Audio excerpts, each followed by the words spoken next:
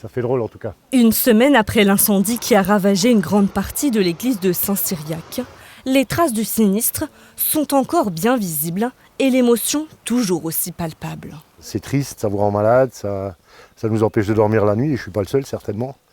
Donc voilà, c'est une catastrophe pour la commune. La toiture, la charpente et le clocher ont été totalement détruits par les flammes.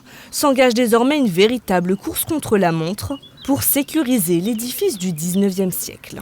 L'échafaudage a été installé rapidement pour prévoir les travaux qui devraient se dérouler à partir de la semaine prochaine et semaine d'après pour sécuriser l'ensemble de la toiture.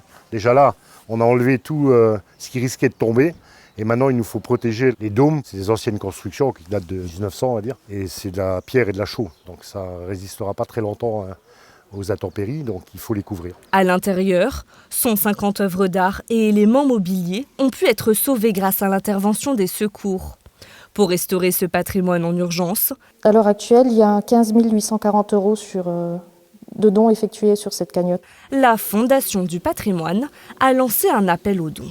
Ça fait plaisir de voir que les gens s'appliquent, ça fait plaisir de voir que nous ne sommes pas les seuls concernés et que beaucoup de gens se mobilisent. Pour les catholiques, évidemment, ça reste l'édifice principal, l'édifice religieux. Pour tout le monde, je pense que c'était un repère. Elle surplombe le village, tout le monde la voyait constamment. La plupart des habitants, ils ouvrent le volet le matin, ils voient l'église. À présent, il nous manque le clocher, il nous manque les cloches, il nous manque le coq. C'est un crève-cœur. Le coût des travaux pourrait atteindre plusieurs millions d'euros. À Montenac, les 500 habitants devront patienter plusieurs années avant de retrouver l'intégralité de leur église au milieu du village.